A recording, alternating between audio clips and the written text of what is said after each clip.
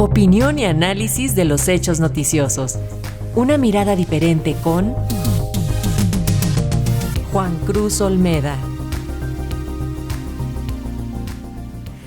Así es, cedemos la palabra al doctor Juan Cruz Olmeda, profesor investigador del Centro de Estudios Internacionales del Colegio de México, quien analiza la destitución del presidente interino de Perú, José Gerí, el séptimo mandatario en el país en una década.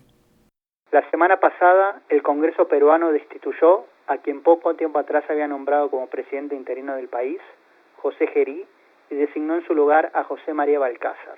Este último, un octogenario que es un miembro de larga data de la élite política del país, ejercerá el cargo hasta el próximo 28 de julio. Su nombre ya había ganado relevancia en el pasado por la controversia que generó por oponerse a la prohibición del matrimonio infantil y por hacer declaraciones consintiendo las relaciones entre adultos y menores.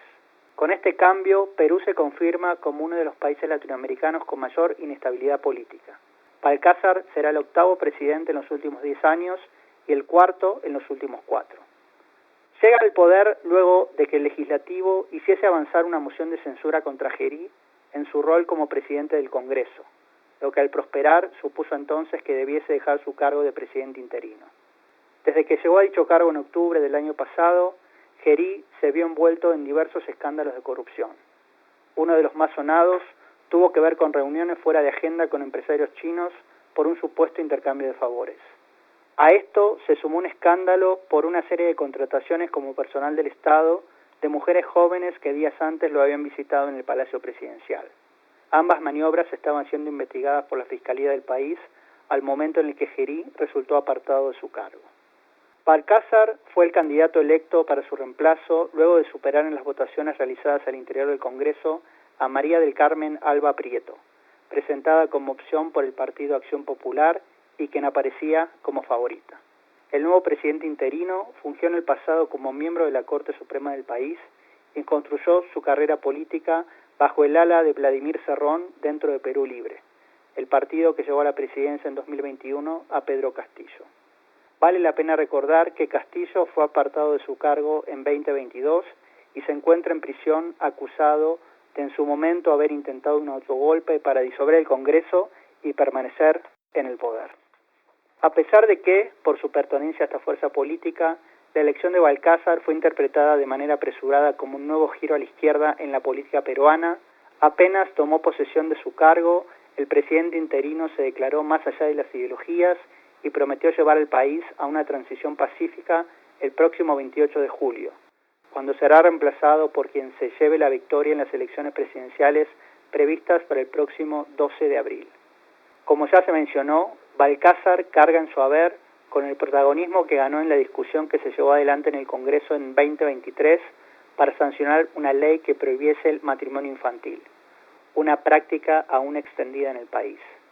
En ese contexto, el ahora presidente interino incluso llegó a afirmar que las relaciones sexuales tempranas ayudaban al desarrollo psicológico de las mujeres, lo cual generó declaraciones en su contra de movimientos y agrupaciones feministas. Pero Balcázar también se vio envuelto en el pasado en escándalos de corrupción. Uno de los más notorios fue el que derivó en su expulsión definitiva del Colegio de Abogados de la región de Lambayeque por una supuesta apropiación de fondos cuando fue su decano. De hecho, dicha entidad declaró en días pasados su oposición a que fuese nombrado en el cargo por estos antecedentes.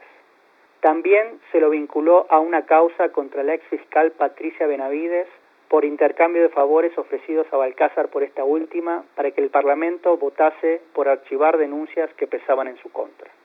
La elección de Balcázar dejó también en evidencia los conflictos que existen dentro de la derecha en el país, que se encuentra dividida entre Fuerza Popular, partido heredero del fujimorismo, y Renovación Popular, liderado por el ultraconservador Rafael López Aliaga. Luego de la elección de Balcázar, ambas fuerzas se acusaron mutuamente de traición, al existir la sospecha de que legisladores de alguno de ambos bloques apoyó con sus votos al político de Perú Libre. El hecho de que la elección de quien fuese a suceder a Gerí se hiciese por voto secreto alimentó las acusaciones de pactos secretos. Más allá de lo que realmente haya acontecido, el resultado parece dejar en evidencia que los acuerdos dentro del Congreso no derivan de las posiciones ideológicas de las diferentes fuerzas, sino de negociaciones que se tejen entre las mismas. En todo caso, será relevante saber qué efectos tienen estos hechos en la dinámica electoral de abril próximo.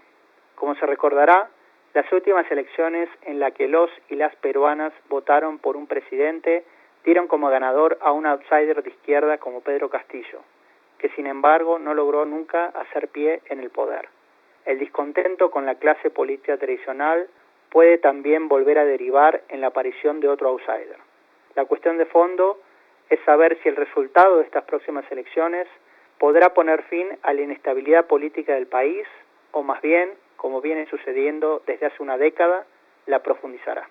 Para Radio Educación, Juan Cruz Olmeda, profesor investigador del Centro de Estudios Internacionales del Colegio de México.